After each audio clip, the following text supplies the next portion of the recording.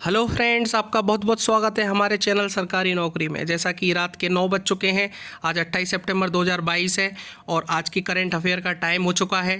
तो current affair start करने से पहले मैं आपको एक बात बताऊं कि जो भी गवर्नमेंट जॉब की आप प्रिपरेशन कर रहे हैं तो करंट अफेयर तो आपको पढ़ना पड़ेगा, क्योंकि जीके में सबसे ज़्यादा वेटेज इसी का होता है। ठीक है, तो आध घंटे पौन घंटे की जो वीडियो आती है इसको अच्छे से नोट करें और अच्छे से समझें। ठीक है, तो सेशन को स्टार्ट करें उससे पहले एक मोटिवेटेड लाइन जो हमेशा की तरह मैं बोलता हूँ कि रुकावट आती है सफलता की राहों में, यह कौन नहीं जानता। रुकावट आती है सफलता की राहों में, यह कौन नहीं जानता, फिर भी वह मंजिल पा ही लेता है जो हार नहीं मानता। इसका मतलब ये है कि सफलता की राह पर आप जा चुके हो, स्टार्ट आपने कर दिया है काम करना, तो रुकावट आएंगी, ये सब लोग जानते हैं इस बात को, लेकिन मंजिल वही पाता है जो इन रुकावटों को पार कर लेता है और रुकावटों से हार नहीं मानता। ये अपना आज की मोटिवेटेड लाइन है, तो पढ़ाई आप कंटिन्यू रखें। तो चालू करें आज का सेशन। तो डेली करंट अफेयर्स, तो नोटबुक लेके बैठें और पेन लेके बैठें, साथ में नोट करते रहें। स्क्रीनशॉट से काम नहीं चलेगा, क्योंकि एक एक क्वेश्चन के बारे में और भी जानकारी आपको साथ में देता रहूँगा, और कोई एक्स्ट्रा जानकारी है जो मैं नहीं बता पाया तो आप कमेंट कीजिए, मैं नेक्स्ट वीडियो में उसका समाधान निकालूंगा, उसको बताऊँगा, और यदि हो सका तो कमेंट में भी आपको आंसर देने की कोशिश करूँगा। तो क्वेश्चन नंबर फर्स्ट, हाल ही में कौन सी राज्य सरकार द्वारा नवजात बच्चों की मौतों को रोकने के लिए पोर्टेबल उपकरण सांस का उपयोग करेगी? तो इसका सीधा सा आंसर है असम। ठीक है ना, असम आंसर है। अभी अभी करंट में पोर्टेबल उपकरण बनाया है एक सांस नाम से उपकरण है, ये इंस्ट्रूमेंट है, और नवजात बच्चों की मौतों को रोकने के लिए राज्य सरकार ने ये इंस्ट्रूमेंट का उपयोग करना स्टार्ट कर दिया है। ठीक है, तो एक्चुअल में मैं एक बात बताऊं कि जो बेंगलुरु के 2 इंजीनियर हैं, ठीक है ना, होता क्यों है, रीज़न समझना, इसका उपयोग करने की ज़रूरत क्यों पड़ी और किसने इसको इंस्ट्रूमेंट को बनाया। तो बेंगलुरु के 2 इंजीनियर हैं, उन्होंने एक स्वदेशी कम लागत का, एक तो पहली बात स्वदेशी है अपने देश का है, दूसरा कम लागत का, और तीसरी बात ग्रामीण लोग जो इसको आसानी से यूज कर सकें, ऐसा उपकरण बनाया है जो नवजात शिशुओं के जीवन को बचाने में मदद करता है। ठीक है ना, जो नवजात शिशु हैं उनके जीवन को बचाने में क्या करता है, मदद करता है। इसके लिए खर्च ज़्यादा नहीं आता, स्वदेशी उपकरण है। ठीक है, और ग्रामीणों में सबसे ज़्यादा काम में लेने वाला ये उपकरण बनाया गया है, जो कि ना तो ये कुशल बिजली से चलता, बुनियादी ढांचे के बिना भी काम बहुत अच्छे से कर सकता है, बुनियादी ढांचा इसका अच्छा है। ठीक है ना, और इसकी तीसरी बात इम्पोर्टेंट ये है कि इसको हर कोई यूज कर सकता है, हर कोई चला सकता है। ठीक है, तो एक्चुअल में होता क्या है कि जो बच्चे होते हैं वो अपने समय से पहले पैदा हो जाते हैं, गर्भावस्था में 37 सप्ताह भी पूरा नहीं कर पाते, मतलब जो 37 वीक होते हैं ना, 37 वीक, वो पूरा नहीं कर पाते, और उससे पहले जब पैदा हो जाते हैं तो उनके जो फेफड़े हैं वो पूरी तरह से विकसित नहीं हो पाते, जो लंग्स हैं उनके वो पूरी तरह से डेवलप नहीं हो पाते, जिसके कारण जो सिंड्रोम नाम की बीमारी बन जाती है, और सिंड्रोम बीमारी के कारण वो सांस लेने में मुश्किल होती है, सांस लेने में दिक्कत आती है। तो ये जो बेंगलुरु के एक इलेक्ट्रॉनिक्स इंजीनियर के थे जो थे नीतीश कुमार, ठीक है ना, नीतीश कुमार जहांगीर इनका फुल नाम है, नोट कर सकते हो आप, नीतीश कुमार जहांगीर। इन्होंने एक ऐसा उपकरण बनाया जो कि स्वदेशी था, कम लागत का था, और इजीली इसको उपयोग किया जा सकता है बिना बिजली के और बिना कुशल जनशक्ति के, मतलब हर कोई इसको यूज कर सकता है। उन्होंने बताया कि इस तरह की बीमारी से बचने के लिए इस तरह का उपकरण उपयोग में लिया जा सकता है। तो कौन से राज्य ने किया ये काम? असम ने किया है। किसी को कोई दिक्कत हो तो आप कमेंट कीजिए, ठीक है ना। उसके बाद में इसका एक सहयोगी और था, उसको भी मैं बता दूं, मैंने अभी 2 इंजीनियर के नाम बोले, उसका एक सहयोगी और था जो मैकेनिकल इंजीनियर का था, और उसने भी आविष्कार किया है, नचिकेत दावल। ठीक है ना, नाम याद रखना, नचिकेत दावल, नचिकेत दावल, नोट कर लेना, नचिकेत दावल। ठीक है ना, इन्होंने भी साथ इसका दिया था। क्लियर। इसके बाद में अपन सेकंड क्वेश्चन पे बात करें तो चेन्नई ओपन 2022 का खिताब हाल ही में किसने जीता है? तो चेन्नई ओपन 2022 ये खिताब मिलता है चेन्नई में। ठीक है ना, तो वो जीता है लिंडा फ्रुहिविर्तोवा। ठीक है ना, नाम याद रखना, थोड़ा अजीब सा है लेकिन याद रखने की ज़रूरत पड़ेगी, लिंडा फ्रुहिविर्तोवा। आपको सबसे बड़ी समस्या आती है कि नाम कैसे याद रखें, तो कोई दिक्कत नहीं है, हर पेपर में ऑप्शन आता है, एक बार आप पढ़ लोगे, 2-3 बार उसका ध्यान लगा लोगे या रिवीजन कर लोगे तो ईजिली ऑप्शन देख के आप क्लिक कर दोगे। ठीक है, उसके बाद अपन थर्ड क्वेश्चन पे बात करें तो हाल ही में चर्चा मुक्त रहा मून लाइटिंग किस क्षेत्र से संबंधित है? मून लाइटिंग एक्चुअली में है क्या वो मैं अभी समझाऊंगा, पहले इसका आंसर बता देता हूँ कि जो अभी चर्चा मुक्त रहा मून लाइटिंग ये रोजगार से संबंधित है। ठीक है, एक्चुअल में मून लाइटिंग क्या है कि अपने इंडिया की कंपनी है विप्रो, ठीक है ना। उसने विप्रो ने इस मून लाइटिंग के खिलाफ अभी कुछ दिनों पहले चिंता भी जताई। उसके बाद में IBM नाम की कंपनी ने भी इसको लेटेस्ट ट्रेंड में रखा, ठीक है ना। पहले विप्रो ने ऑप्शन उठाया, उसके बाद IBM ने भी इसको ट्रेंड में रखा। एक्चुअली में मून लाइटिंग होता क्या है, देखो मून लाइटिंग ये होता है कि कोई नौकरी कर रहा है व्यक्ति किसी कंपनी में, उसके बाद में उस कंपनी में रहते हुए भी वो जो विप्रो पेरोल पे भी रह रहा है, विप्रो कंपनी ने बोला है कि विप्रो पेरोल पे रहते हुए भी प्रतिद्वंदियों के साथ सीधा काम करना चाहता है, वो वह दूसरी कंपनी में भी काम कर रहा है, वह दूसरी कंपनी में भी सेवा दे रहा है, तो इस कंडीशन में इसको मून लाइटिंग में रखा गया और इसका विरोध किया गया विप्रो कंपनी के द्वारा। और विप्रो कंपनी ने इस पर एक्शन भी लिया है। अभी कम से कम जो एग्जैक्ट तो इसकी काउंटिंग नहीं है, लेकिन लगभग 300 कर्मचारियों को इन्होंने बर्खास्त कर दिया है, क्योंकि वो क्या कर रहे थे, विप्रो में काम करने के साथ साथ दूसरी प्रतिद्वंदी जो कंपनी है इनकी उनमें भी काम कर रहे थे, जिनके कारण इनको बर्खास्त कर दिया है। इसके बाद में अपन फोर्थ क्वेश्चन पे चलें तो किस राज्य सरकार ने हाल ही में मवेशी नियंत्रण विधेयक को वापस लेने का निर्णय किया है, ठीक है ना। अभी कौन सी सरकार है जिसने मवेशी नियंत्रण विधेयक, तो एक्चुअल में मवेशी नियंत्रण विधेयक होता क्या है कि जो ये आवारा पशु होते हैं इनको नियंत्रण में रखने के लिए विधेयक बनाया गया था, ठीक है ना। तो उसको किसने वापस ले लिया है, तो ठीक है राज्यपाल जो गुजरात के हैं उन्होंने वो वापस कर दिया था, क्लियर। तो मैं इसका एक एग्जांपल आपको बताऊं कि एक्चुअल में मवेशी नियंत्रण विधेयक क्यों लाया गया, ठीक है। तो ये अहमदाबाद में इसकी शुरुआत की गई थी, ठीक है ना। तो गुजरात में जो 15वीं विधानसभा के चुनाव चालू होने वाले हैं, चालू होने के बारे में जो सत्तारूढ़ भाजपा की सरकार है उनसे और जो सरकारें हैं अपनी मांगें मंगवाना चाहती हैं, ठीक है ना। और मांगें मंगवाने के लिए बहुत सारे संगठन जो गांधीनगर में डेरा डाले रखे हुए हैं, गांधीनगर जगह है एक गुजरात में, वहाँ पर वो रखे हुए हैं, मतलब बैठे हुए हैं, ठीक है ना, अनशन पे। अनशन का मतलब एक तरह से धरने पर बैठे हुए हैं, ठीक है ना। क्योंकि गुजरात के जो मालधारी पशुपालक हैं, ठीक है ना, जो मालधारी हैं पशुपालक है, जो पशुपालक हैं वो मवेशी नियंत्रण विधेयक का विरोध कर रहे हैं। वो तो डेरा डाले रखे हुए हैं, लेकिन ये मवेशी नियंत्रण का क्या कर रहे हैं, विरोध कर रहे हैं। तो समाज ने इस संबंध में आंदोलन छेड़ दिया है उन्होंने, ठीक है। तो गुजरात के सभी बड़े शहरों में जो आवारा पशु की समस्या है, इसको चलते काफ़ी लोगों ने अपनी जान भी गंवाई है, ठीक है। तो गुजरात हाई कोर्ट ने इसकी सुनवाई के लिए तीखे तेवर लगाए हैं, अपने तीखे तेवर अपनाए हैं। इसके बीच में तो गुजरात के राज्यपाल है, गुजरात के राज्यपाल कौन है, आचार्य देवव्रत, याद रखना, जो गुजरात के राज्यपाल हैं आचार्य देवव्रत, इन्होंने मवेशी नियंत्रण विधेयक सरकार को लौटा दिया था। और इसके बाद राज्य सरकार जब इस विधेयक को लेकर आई तब 6 घंटे की चर्चा हुई थी इस पर, ठीक है। और इस बिल को कानून बनाकर राज्य की 8 महानगर पालिकाओं ने इसको लागू करने की बात की थी, ठीक है। 21 सितंबर को जो 2 दिवसीय सत्र होगा उसमें दोबारा से शुरू हो रहा है, मानसून सत्र चालू होगा, उसमें भी विधेयक दोबारा लाने की संभावना दी जा रही है, ठीक है ना। तो अभी तो इसको विधेयक को स्थगित कर लिया, लेकिन वापस फिर इसको लेने का निर्णय कर दिया है, मवेशी नियंत्रण विधेयक को, ठीक है। अपन क्वेश्चन नंबर 5 पे बात करें तो हाल ही में सुप्रीम कोर्ट ने IOA के संविधान में संशोधन के लिए किसे नियुक्त किया गया है, ठीक है ना। IOA के संविधान संशोधन में किसे नियुक्त किया गया है, तो एक्चुअल में क्या होता है, भारतीय ओलंपिक संगठन होता है IOA, ठीक है ना, इंडियन ओलंपिक संगठन, ठीक है। IOA भारतीय ओलंपिक संगठन। अभी सुप्रीम कोर्ट के जो रिटायर्ड जस्टिस हैं, ठीक है ना, समझना ध्यान से, सुप्रीम कोर्ट के जो रिटायर्ड जस्टिस हैं L नागेश्वर राव, ठीक है, L नागेश्वर राव, उनको सुप्रीम कोर्ट ने इस IOA के संविधान संशोधन में नियुक्त किया गया है।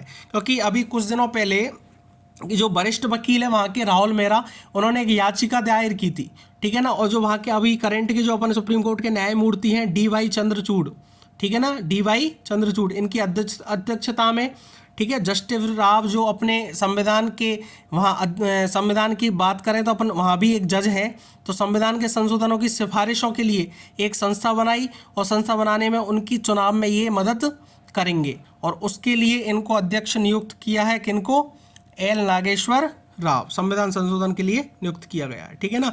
और 15 दिसंबर 2022 तक चुनाव का खाका तैयार करने के लिए आदेश दिया गया है इनको, ये भी ध्यान रखना, कितने तक, 15 दिसंबर 2022 तक चुनाव कराने का आदेश दिया गया है। और एक बात और बोली है कि जो ये उपाध्यक्ष हैं आदिल सुमरीवाला, ठीक है ना, इसके उपाध्यक्ष हैं आदिल सुमरीवाला, और जो IA के मौजूदा महासचिव हैं राजीव मेहता, ठीक है, आईए के मौजूदा महासचिव कौन है? राजीव मेहता। नोट करते रहना, मैं इसलिए धीरे बोल रहा हूँ इस चीज़ों को, ठीक है ना। आईओए के मौजूदा महासचिव कौन है? राजीव मेहता। उपाध्यक्ष है आदिल सुमरीवाला, ठीक है ना। इन्होंने अंतर्राष्ट्रीय ओलंपिक समिति जो है IOC की 27 सितंबर को होने वाली बैठक में भाग लेने की अनुमति भी दे दी है, ये भी ध्यान रखना, ठीक है ना। तो इस तरह से किसको अध्यक्ष नियुक्त किया है? एल नागेश्वर राव को। इसके बाद क्वेश्चन नंबर 6 पे आते हैं। तो किस राज्य की विधानसभा में हाल ही में महिला विधायकों के लिए एक दिन आरक्षित किया गया? यह है उत्तर प्रदेश। उत्तर प्रदेश की सरकार ने, जिसके CM मुख्यमंत्री हैं आदित्यनाथ योगी, उनकी विधानसभा ने अभी करंट में महिला विधायकों के लिए एक दिन का आरक्षित किया गया था, रिजर्वेशन महिलाओं को दिया था। एक्चुअल में एक बात करें तो अपन ये चीज़ पहले राज्यसभा लोकसभा में भी बरकरार थी, चालू की गई थी, लेकिन वहाँ पर अटका दिया गया इसको, ठीक है ना। क्योंकि महिलाओं को क्या है, राजनीति में आरक्षण नहीं है। राजनीति में कैसे आरक्षण नहीं है कि किसको टिकट देना है, इस सीट पर कौन बैठेगा, इस सीट पे महिला कैंडिडेट है कि नहीं, इस तरह का कोई आरक्षण नहीं है। तो ये लागू करने का प्रोसेस भी किया था। अभी करंट में राजस्थान में भी ये चीज़ ऑप्शन उठा था, तो राजस्थान सरकार ने भी डिसाइड किया था कि महिलाओं को आरक्षण दिया जाएगा। तो अभी करंट में एक दिन के लिए जो आरक्षित किया है वो उत्तर प्रदेश सरकार। इसके बाद नेक्स्ट क्वेश्चन पे बात करें। हाल ही में विश्व बैंक ने किस राज्य में स्वास्थ्य सेवाओं को बढ़ाने के लिए 305 मिलियन USD के ऋण को मंजूरी दी है? तो उसका आंसर है गुजरात। जो अपनी विश्व बैंक है, वर्ल्ड बैंक है, उसने स्वास्थ्य सेवाओं को बढ़ाने के लिए 350 मिलियन USD के ऋण को मंजूरी दी है। किस सरकार को दी है? गुजरात सरकार को। गुजरात राज्य में ये मंजूरी दी है। तो क्वेश्चन नंबर 8 पे चलते हैं।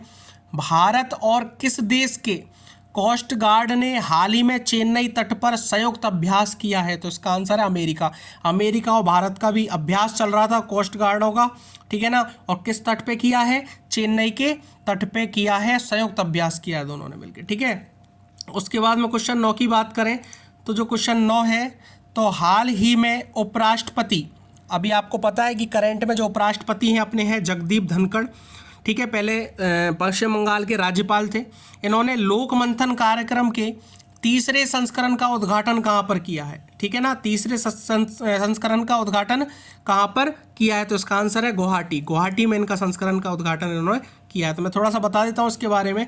जो उपराष्ट्रपति जगदीप धनखड़ हैं वो गुवाहाटी गए थे और उन्होंने श्रीमंत शंकरदेव कला क्षेत्र लोक मंथन कार्यक्रम के, ठीक है, उनके तीसरे संस्करण का उद्घाटन किया था।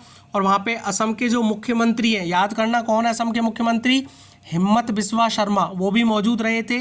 और इस वर्ष के द्विवार्षिक का विषय लोक परंपरा है, जो इस बात पर जोर देगा कि कैसे लोक परंपराओं ने हमारी सांस्कृतिक चेतना को बरकरार रखा है, हमारी सांस्कृतिक चेतनाओं को किस तरह से बरकरार रखा हुआ है, इस पर जोर दिया जा रहा है। और राष्ट्रीय स्वार्थ की जो हमारी भावना है उसको भी मजबूत किया है, ठीक है। इसमें अतिथि भी बहुत लोग थे। केरल के जो राज्यपाल हैं, याद रखना, आरिफ मोहम्मद खान, ठीक है ना, केरल के राज्यपाल हैं आरिफ मोहम्मद खान, जो शनिवार को समापन सत्र में मुख्य अतिथि होंगे, ठीक है ना। अभी जो शनिवार गया उसको मुख्य अतिथि होंगे। और लोक मंथन का एक ऐसा अवसर है जहाँ देश के विभिन्न हिस्सों के कलाकार, जितने भी कलाकार हैं, बुद्धिजीवी हैं, शिक्षाविद हैं, वो सब एकत्रित हुए हैं, ठीक है ना। और मंथन किया है कि समाज को कैसे बढ़ाया जाए, अपनी सभ्यता को कैसे दिखाया जाए, बढ़ाया जाए, इन सब चीज़ों को कहानी इसमें बताई गई है। और इसका उद्घाटन किन्होंने किया है? अभी जगदीप धनखड़ जो अपने उपराष्ट्रपति हैं उन्होंने किया है। क्वेश्चन नंबर 10 पे बात करें तो कौन सा राज्य हाल ही में अपनी स्वयं की स्वास्थ्य बीमा योजना CMHIS शुरू करेगा? एक्चुअल में CMHIS क्या होता है? Chief ministers comprehensive health insurance scheme. दोबारा सुने, chief ministers comprehensive health insurance scheme, ये होता है CMHIS। तो कौन सा राज्य करेगा अभी स्वयं की स्वास्थ्य बीमा योजना? वो नागालैंड करेगा। नागालैंड ने घोषणा की है कि वो अपनी राज्य के लिए CMHIS की स्वास्थ्य बीमा योजना की शुरुआत करेगा।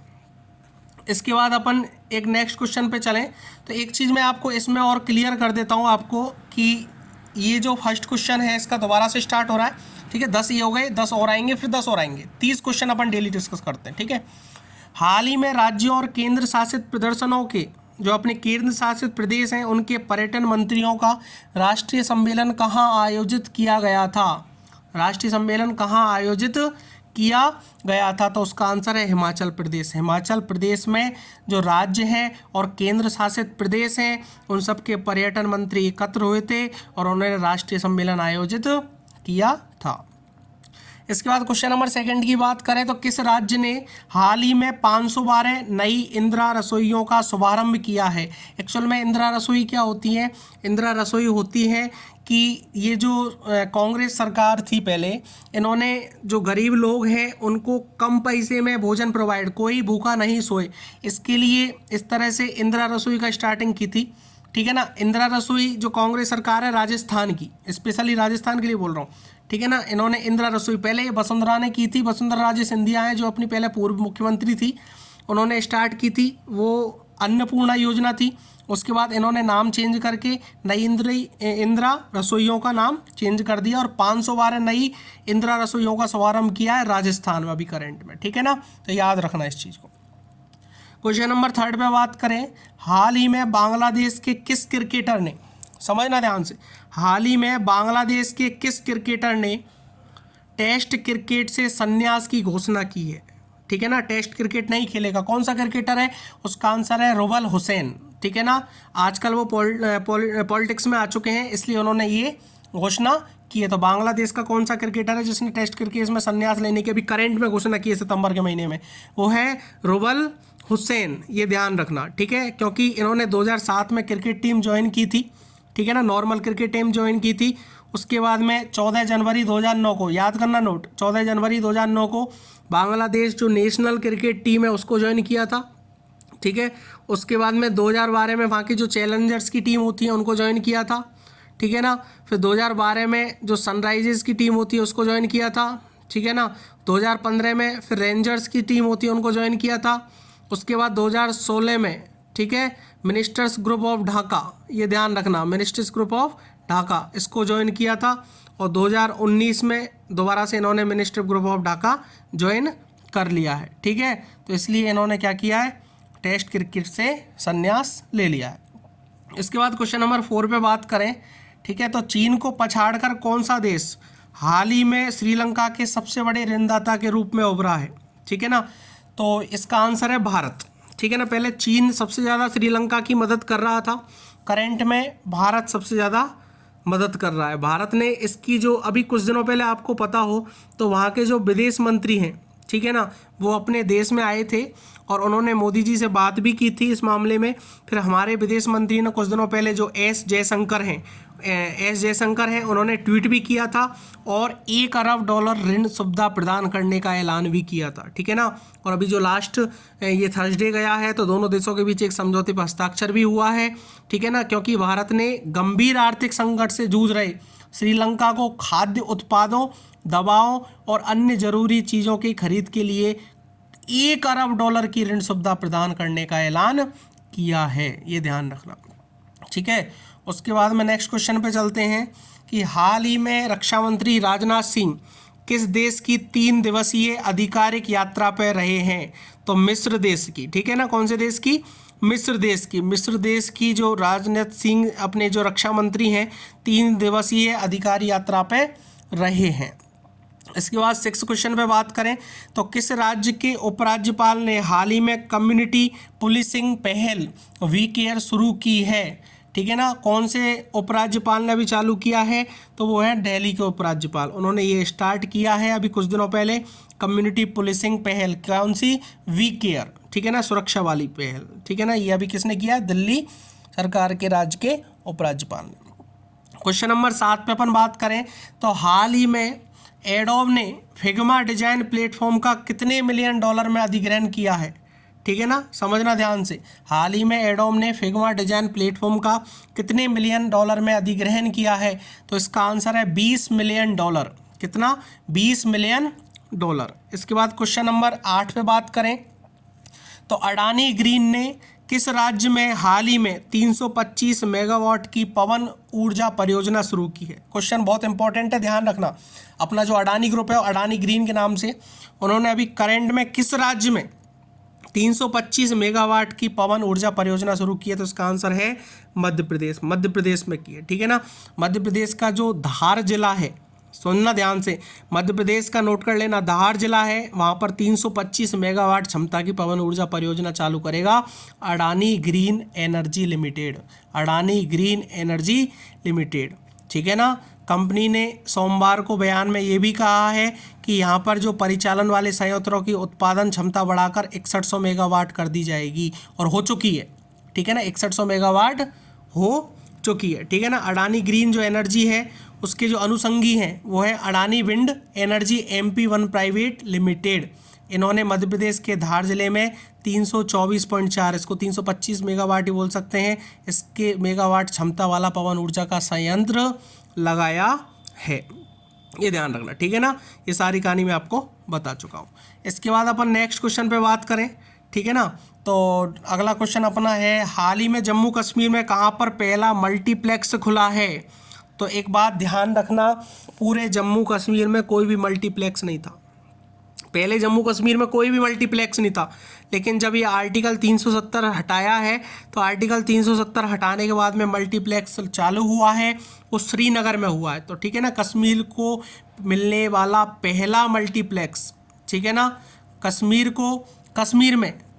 को मिलने वाला पहला मल्टीप्लेक्स जो है वो जम्मू कश्मीर के जो लेफ्टिनेंट गवर्नर है मनोज सिन्हा। ठीक है ना, लेफ्टिनेंट गवर्नर कौन है? मनोज सिन्हा। उन्होंने श्रीनगर में कश्मीर का पहला मल्टीप्लेक्स खोला है। ठीक है ना, खोलने वाले हैं, घोषणा कर दी है। ठीक है ना, 3 दशक 30 साल के अंतराल के बाद में कश्मीर में एक सिनेमाघर होगा, ध्यान रखना। 30 साल से कोई सिनेमाघर वहाँ पर नहीं है। आइनॉक्स द्वारा डिजाइन किया गया मल्टीप्लेक्स है ये। ठीक है ना, 3 मूवी थिएटर होगी। कितने होंगे? 3 मूवी थिएटर होंगे और 520 लोगों को बैठने की संयुक्त क्षमता होगी। 520 लोगों को बैठने की संयुक्त क्षमता होगी। और कश्मीर के जो लेफ्टिनेंट गवर्नर है मनोज सिन्हा, उन्होंने इसकी घोषणा की है। ठीक है। उसके बाद बात करें कि उत्तर प्रदेश के किस शहर में, सुनना ध्यान से, उत्तर प्रदेश के किस शहर में हाल ही में पहली SCO पर्यटन और सांस्कृतिक राजधानी घोषित किया गया है? उत्तर प्रदेश का कौन सा शहर है जिसने पहला SCO पर्यटन और सांस्कृतिक राजधानी घोषित किया गया है? तो वो है वाराणसी। ठीक है ना, वाराणसी जो है उसको पहली SCO पर्यटन और सांस्कृतिक राजधानी घोषित किया गया। उत्तर प्रदेश के वाराणसी शहर को जो शंघाई सहयोग संगठन है, SCO क्या बोलते हैं? शंघाई सहयोग संगठन ने पहली सांस्कृतिक एवं पर्यटन राजधानी घोषित करी।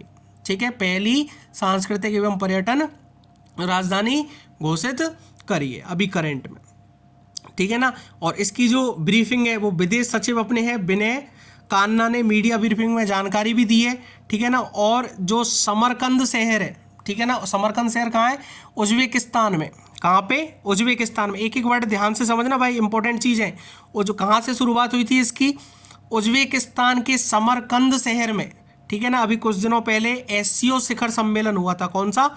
SCO शिखर सम्मेलन, जिसमें भारतीय प्रतिनिधि जो मंडल है अपना, उसका नेतृत्व प्रधानमंत्री नरेंद्र मोदी ने करा था। ठीक है ना, प्रधानमंत्री नरेंद्र मोदी ने किया था। और जो वहाँ के कान्ना है, उन्होंने कहा कि प्रधानमंत्री मोदी ने आगामी 2022 और 23 के दौरान वाराणसी को एक SCO पर्यटक और सांस्कृतिक राजधानी के रूप में मान्यता देने के लिए घोषणा की थी। क्लियर है? तो उत्तर प्रदेश के किस शहर को हाल ही में SCO पर्यटन और सांस्कृतिक राजधानी घोषित किया था? उसका आंसर है वाराणसी। इसके बाद बात करें नेक्स्ट क्वेश्चन पे, हाल ही में पहली फ्लोटिंग प्रदर्शनी का उद्घाटन कहाँ किया गया था? तो इंपॉर्टेंट क्वेश्चन है, ध्यान रखना, बहुत इंपॉर्टेंट है भाई। ठीक है, पहली जो अपनी फ्लोटिंग प्रदर्शनी उसका उद्घाटन किया था एक्चुअल में इम्फाल में किया था। मैं इसका आंसर तो बता देता हूँ आपको, लेकिन समझना, जो अपने केंद्रीय मंत्री हैं, कौन है? श्री RK रंजन। ठीक है ना, श्री RK रंजन, इन्होंने केंद्र सरकार के द्वारा जो आयोजित पहली फ्लोटिंग फोटो प्रदर्शनी है ना, इसका उद्घाटन किया। पहले तो किसने किया? सबसे पहला क्वेश्चन बनता है किसने किया? तो अपने केंद्रीय मंत्री हैं श्री RK रंजन, केंद्र सरकार के, उन्होंने इसका उद्घाटन किया। कहाँ पे किया? इम्फाल में किया। ठीक है ना। और एक बात ध्यान रखना इंपॉर्टेंट, इसमें जो पूर्वोत्तर भारत के जो 100 स्वतंत्रता सेनानी है ना, 100 स्वतंत्रता सेनानी इंपॉर्टेंट वाले, उनको भी इस समग्र इतिहास में शामिल किया गया है। ठीक है ना, आ गई बात समझ में कि जो 100 स्वतंत्रता सेनानी थे उनको भी इसमें इतिहास में शामिल किया है। उसके बाद में जो लोकटक झील है, ठीक है ना, कौन सी झील है इम्फाल में? लोकटक झील, ये भी ध्यान रखना, लोकटक झील, इसमें 3 दिन की प्रदर्शनी रखी गई थी, ठीक है ना। और 3 दिन प्रदर्शनी में क्या क्या किया गया था? जो 8 वर्ष में एनडीए सरकार की जो उपलब्धि है, उसके साथ साथ जो मणिपुर है उसके जो गुमनाम स्वतंत्रता सेनानी है, जिनका अब तक नाम नहीं पता, गुमनाम स्वतंत्रता सेनानी है, उनको भी यहाँ पे दर्शाया गया था, ठीक है। उसके बाद में जो सूचना एवं प्रसारण मंत्रालय है, केंद्रीय संचार ब्यूरो क्षेत्रीय कार्यालय जो इम्फाल में है, वहाँ मणिपुर में द्वारा आयोजित ये पहली 3 दिवसीय फ्लोटिंग फोटो प्रदर्शनी जो लोकटक झील में शुरू की गई थी, ये भी ध्यान रखना, ठीक है ना। इसमें बहुत सारे एक रंग सांस्कृतिक कार्यक्रम भी हुए थे, निजी मंडलियों द्वारा सांस्कृतिक कार्यक्रम किए गए थे, विभिन्न प्रकार के कलाकार भी आए थे। केंद्रीय संचार ब्यूरो क्षेत्रीय कार्यालय से जो विभिन्न प्रकार के कलाकार हैं उनको सम्मान भी दिया गया था। इसके अलावा जो वहाँ के आसपास के समुदाय के जो पारंपरिक मछुआरे हैं, मछुआरिनों हैं, इनके द्वारा नृत्य भी प्रस्तुत किया गया था, ठीक है। उसके बाद में जो केंद्रीय विदेश और शिक्षा राज्य मंत्री हैं डॉक्टर R.K. रंजन, इन्होंने भारत सूचना के प्रसारण मंत्रालय में जो गुवाहाटी के महानिदेशक हैं, गुवाहाटी के महानिदेशक कौन है? श्री वी नारायणन, और मणिपुर सरकार के जो MSPDCL, ध्यान रखना MSPDCL के जो अध्यक्ष हैं तोंग ब्रह्म रविंद्रो सिंह, ठीक है ना, इन्होंने साथ में मिलकर, और गणमान्य व्यक्ति और भी थे, इन सब ने मिलकर इसका क्या किया है? उद्घाटन किया है। क्लियर है? एक एक चीज़ पहुँच करके नोट करते रहना भाइयों, ठीक है। इसके बाद भारतीय सेना हाल ही में किस राज्य पुलिस के कमांडो भर्तियों को प्रशिक्षित करेगी? तो इसका आंसर है असम। क्लियर? असम जो है वो भारतीय सेना उसकी राज्य पुलिस के जो कमांडो भर्ती हैं उनको क्या करेगी? प्रशिक्षित करेगी। इसके बाद नेक्स्ट क्वेश्चन है, करंट में हाल ही में ICC जो T20 बल्लेबाजी रैंकिंग में कौन सीड्स पर रहे हैं? T20 की जो एशिया कप हुआ था, ठीक है ना, उसकी बल्लेबाजी रैंकिंग में कौन सीड्स पे रहे? तो भाई उसका आंसर है मोहम्मद रिजवान। पाकिस्तान का खिलाड़ी है मोहम्मद रिजवान। इसकी जो रेटिंग दी गई थी, इसको 825 दी गई थी। कितनी? 825। याद रखना, पहले नंबर पे जो T20 का ICC का जो बल्लेबाजी रैंकिंग हुई थी, उसका जो रेटिंग दिया गया था वो सबसे ज़्यादा 825 मोहम्मद रिजवान जो पाकिस्तान का खिलाड़ी है उसको दिया गया था। सेकंड नंबर पे बात करें तो मुकरम, जो अयदन मुकरम है साउथ अफ्रीका का, उसको 792 रेटिंग दी थी। और तीसरे नंबर पे इंडिया का सूर्य कुमार यादव, जिसको 780 रेटिंग दी थी। और बाबर आजम जो पाकिस्तान के हैं, 4th नंबर पे 771 उनको रेटिंग दी थी। तो 4 खिलाड़ी लिए थे। तो इसमें फर्स्ट नंबर पे पाकिस्तान का था मोहम्मद रिजवान 825 रेटिंग, एदन मुकरम जो साउथ अफ्रीका के 792 रेटिंग, सूर्य कुमार यादव जो अपने इंडिया के हैं उनको 780 रेटिंग, और बाबर आजम जो पाकिस्तान के हैं उनको 771 रेटिंग दी थी। भारत का पहला डुंगोंग संरक्षण रिजर्व कहाँ अधिसूचित किया गया है? भारत का पहला डुंगोंग संरक्षण रिजर्व कहाँ अधिसूचित किया गया है? तो इसका आंसर है तमिलनाडु। अब एक्चुअल में डुंगोंग संरक्षण रिजर्व होता क्या है, ठीक है ना। तो अभी करंट में जो तमिलनाडु सरकार ने मन्नार की जो खाड़ी है, कौन सी खाड़ी है? मन्नार की खाड़ी, ठीक है ना, वहाँ पर क्या किया है? जो पाक खाड़ी में डुंगोंग एक प्रकार से ये जानवर है, ठीक है, या मैं अभी आपको समझाऊंगा डुगोंग होता क्या है। एक इसको काउसी, सी काउ भी बोलते हैं, काउसी भी बोलते हैं, ठीक है ना, ये समुद्र में पाया जाता है, ठीक है। तो भारत के पहले संरक्षण रिजर्व की स्थापना करने का निर्णय किया तमिलनाडु सरकार ने मन्नार की खाड़ी में। कहाँ पे? मन्नार की खाड़ी में। डुगोंग है क्या है? ये सी काउ है एक तरह से, ठीक है ना, सी काउ भी इसको कहा जाता है। एक्चुअली क्या है, जो सिरेनिया है वहाँ की, सिरेनिया की जो श्रेणी होती है उसमें 4 जीवित प्रजाति पाई जाती है, ठीक है ना। उसमें से ये एक पहला शाकाहारी स्तनपाई एकमात्र मौजूदा प्रजाति है। शाकाहारी स्तनपाई एकमात्र मौजूदा प्रजाति है जो भारत सहित भारत के समुद्र में विशेष रूप से रहती है। जो भारत के अंदर और भारत के जो समुद्र है उसमें विशेष रूप से रहती है। तो डुगोंग समुद्री पारिस्थितिकी तंत्र का ये बहुत महत्वपूर्ण हिस्सा भी है, ठीक है ना। एक्चुअल में होता क्या है कि ये जो विवरण है ये 30 से अधिक देशों में पाया जाता है, ठीक है ना। तो जैसे भारत में मन्नार की खाड़ी है, कच्छ की खाड़ी है, पाक की खाड़ी है, अंडमान तथा निकोबार द्वीप समूह में, ये सब जगह देखे जाते हैं इस तरह के डुगोंग, ठीक है ना। तो डुगोंग संरक्षण रिजर्व कहाँ पर अधिसूचित किया है? तमिलनाडु में सूचित किया है। एक्चुअल में मैं और क्लियर बताऊँ आपको तो ये शाकाहारी है। शाकाहारी का मतलब जो समुद्र के अंदर जो घास मिलती है उसको ये खाते हैं, उससे अपना जीवन चलाते हैं। एक्चुअल में अब घास कम हो गई तो इसके कारण इनकी जो सीमा है वो ख़त्म होने वाली थी धीरे धीरे धीरे धीरे, इसके कारण संरक्षण रिजर्व की स्थापना की। इसके बाद क्वेश्चन नंबर 5 की बात करें तो हाल ही में किस राज्य सरकार ने अपनी पुलिस की आकस्मिक छुट्टियों को बढ़ाया है? ठीक है, तो इसका आंसर है महाराष्ट्र। महाराष्ट्र सरकार ने अभी करंट में पुलिस की जो आकस्मिक छुट्टियां हैं उनको इंक्रीज किया है, बढ़ाया है। इसके बाद क्वेश्चन नंबर 6 की बात करें, इंपॉर्टेंट क्वेश्चन है, प्लास्टिक प्रदूषण को ख़त्म करने के लिए एनसीसी ने किसके साथ समझौता किया है? ठीक है ना, जो प्लास्टिक प्रदूषण चल रहा है उसका ख़त्म करने के लिए, उसको बिल्कुल फिनिश करने के लिए, आपने देखा होगा करंट में बहुत जगह थैलियाँ बंद हो चुकी हैं, इस तरह की परेशानी आ रही है लोगों को, तो ये सब चीज़ प्लास्टिक है। प्लास्टिक प्रदूषण को ख़त्म करने के लिए एनसीसी ने किसके साथ समझौता किया है? तो यूएनईपी। पहली बात तो समझना एनसीसी क्या होता है, ये है नेशनल कैडेट क्रॉप्स। क्या होता है एनसीसी? National Cadet crops. ठीक है, नेशनल कैडेट क्रॉप्स, ये ध्यान रखना, ठीक है ना। और समझौता किसके साथ किया है? यूएनईपी। किसके साथ? यूएनईपी। यूएनईपी क्या होता है? United Nations Environment Programme. United Nations Environment Programme. ठीक है, अब ये एनसीसी क्या है? National Cadet Corps. तो इसके जो डायरेक्टर जनरल है, याद करना, नोट करना, डायरेक्टर जनरल है लेफ्टिनेंट जनरल गुब्रीपाल सिंह। ठीक है, और जो इसको बनाया गया था वो एकता और अनुशासन, जो यूनिटी है और डिसिप्लिन के लिए बनाया गया था। इसका हेडक्वार्टर न्यू दिल्ली में है। इसको जो फाउंडेड किया था वो 16 अप्रैल 1948 को बनाया था इसको, और इसके जो फाउंडर थे वो एच.एन. कुंजरू थे, और इसको जो एक्टिव है वो 16 जुलाई 1948 से लेकर 16 अप्रैल 1948 को तो बनाया था, और 16 जुलाई 1948 से लेकर करंट तक ये एनसीसी एक्टिव है। सेम कहानी यूएनईपी की, यूनाइटेड नेशंस एनवायरनमेंट प्रोग्राम। इसका जो हेडक्वार्टर लोकेशन है वो आपकी निरोवाई केन्या में है। ठीक है, निरोवाई केन्या ये विदेश में है। ठीक है, फाउंडेड की बात करें कि किसने फाउंड किया, तो 1972 में निरोवाई केन्या ने फाउंड किया था, और इसके जो निरोवाई केन्या में फाउंड किया था, और जो इसके फाउंडर हैं वो मुरिसी स्ट्रॉन्ग है, और इसका जो हेड है वो इनिगर एडरसन है। ठीक है ना, इनिगर एडरसन है। क्लियर है, तो ये क्वेश्चन नंबर 6 हुआ। प्लास्टिक प्रदूषण को खत्म करने के लिए एनसीसी ने किसके साथ समझौता किया? यूएनईपी के साथ। इसके बाद बात करें कि हाल ही में नॉर्थ चैनल तैरकर पार करने वाले सबसे उम्रदराज भारतीय कौन बने हैं? जो नॉर्थ चैनल तैरकर पार करने वाले सबसे उम्रदराज भारतीय कौन बने हैं? तो इसका आंसर है एल्विस अली। एल्विस अली बने हैं। ठीक है, क्वेश्चन नंबर 8 की बात करें तो अडानी पोर्ट्स को हाल ही में किस राज्य में 25,000 करोड़ रुपए का ताजपुर पोर्ट प्रोजेक्ट मिला है?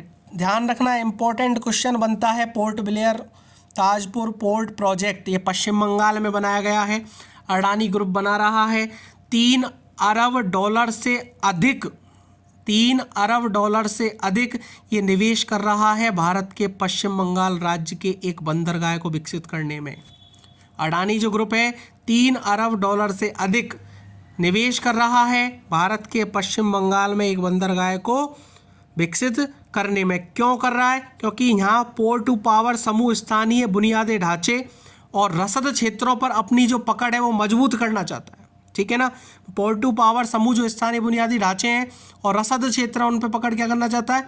मजबूत करना चाहता है। और इन्होंने अपने बयान में ये भी कहा है कि पश्चिम बंगाल सरकार इस बंदरगाह के माध्यम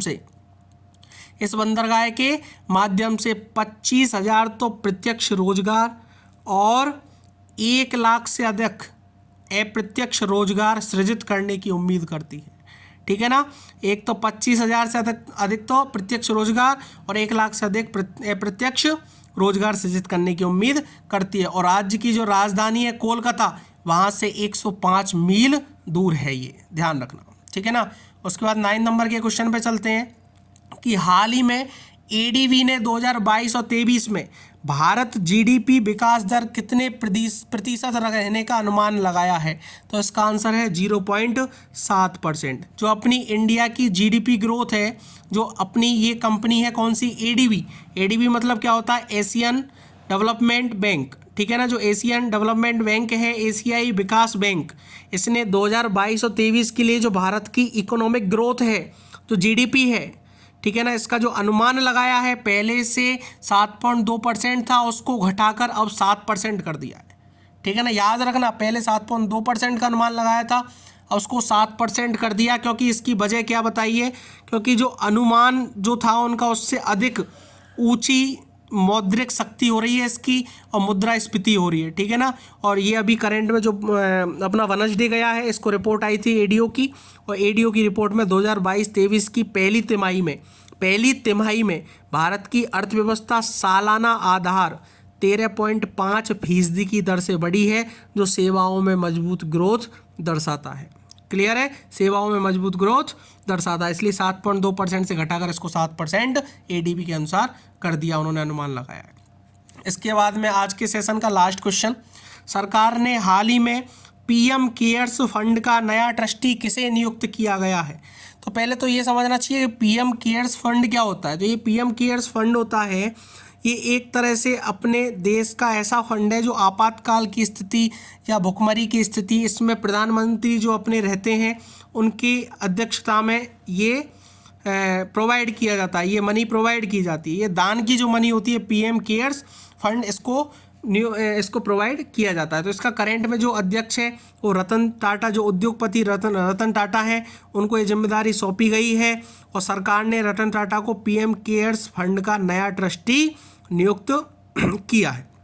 ठीक है ना, अभी करंट में कुछ दिनों पहले जो बैठक हुई थी पीएम मोदी की अध्यक्षता में, वो कंप्लीट बैठक हुई थी, उसमें गृह मंत्री अमित शाह और जो अपने केंद्रीय मंत्री हैं निर्मला सीतारमण, ठीक है, एक तो गृह मंत्री अमित शाह और केंद्रीय वित्त मंत्री जो हैं अपने निर्मला सीतारमण, वो भी मौजूद थी, और उनके साथ साथ जो सुप्रीम कोर्ट के पूर्व न्यायाधीश हैं, उनके साथ साथ सुप्रीम कोर्ट के पूर्व न्यायाधीश कौन है, केटी थॉमस, और लोकसभा के पूर्व डिप्टी स्पीकर करिया मुंडा, इनको भी पीएम केयर्स फंड का ट्रस्टी बनाया गया है। किन किन को बनाया गया है, दोबारा सुने, कि सुप्रीम कोर्ट के जो पूर्व न्यायाधीश हैं केटी थॉमस, और लोकसभा के पूर्व डिप्टी स्पीकर हैं करिया मुंडा, और ये जो अपने रतन टाटा हैं, इनको यहाँ का ट्रस्टी बनाया गया है। तो इस तरह से आज की जो करंट के अफेयर्स हैं, इसके 30 क्वेश्चन कंप्लीट होते हैं। मुझे उम्मीद है आज आपको अच्छे से समझ में आए होंगे। जिनको किसी को कोई डाउट हो तो आप भाई बेझिझक होकर कमेंट करें, बेझिझक होकर हमें बताएं, अगली वीडियो में वो सुधार मिलेगा, या कुछ पूछना हो तो उसका भी आंसर आपको अगली वीडियो में या कमेंट में मिल जाएगा। और पढ़ाई करते रहिए। All the very best. Thank you.